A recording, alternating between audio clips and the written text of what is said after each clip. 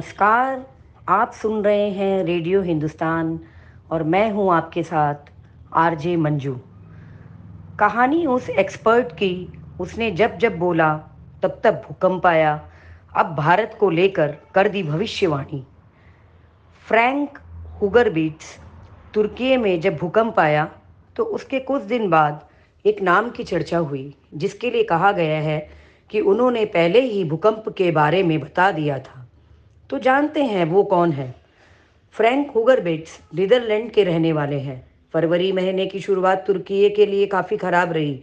फरवरी के शुरुआत में ही ऐसा भूकंप आया कि 30,000 से ज़्यादा लोग इस भूकंप की वजह से मारे गए और बड़ी संख्या में लोग बेघर हो गए। भूकंप के बाद तुर्की की बदहाल तस्वीर, वीडियो सोशल मीडिया पर छाई रही और वहाँ की हालात की काफ़ी चर्चा हुई। अभी भी तुर्की के भूकंप को लेकर काफ़ी अपडेट आ रहे हैं।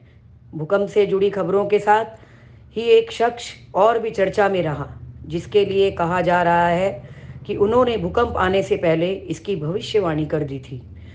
भारत के लिए अब यह शख्स ज़्यादा अहम इसलिए हो गया है क्योंकि इस शख्स ने अब भारत में भूकंप को लेकर भविष्यवाणी की है।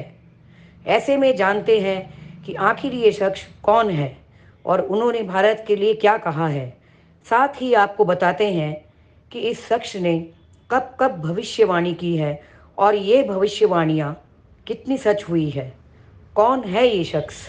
दरअसल इस शख्स का नाम है फ्रैंक हुगरबिट्स, जो नीदरलैंड के रहने वाले हैं। हुगरबिट्स सोलर सिस्टम ज्योमेट्री सर्वे यानी SSGOS के लिए काम करते हैं और दावा करते हैं कि वो भूकंप से आने के पहले इसका पता लगा सकते हैं। भूकंप के बारे में कहा जाता है कि इसका पहले पता लगाना मुश्किल है, लेकिन हुगरबिट्स के साथ ऐसा नहीं है। उन्होंने कई बार ये साबित भी किया है और भूकंप आने से पहले इसकी जानकारी दी है। जापान से लेकर तुर्की तक बड़े भूकंप इसके गवाह रहे हैं। ऐसे ही उन्होंने तुर्की भूकंप को लेकर भविष्यवाणी की थी जो सच हुई।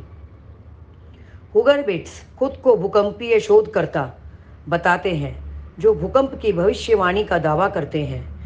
बता दें कि वे सोलर सिस्टम ज्योमेट्री इंडेक्स के सहारे भूकंप के बारे में पता लगाते हैं।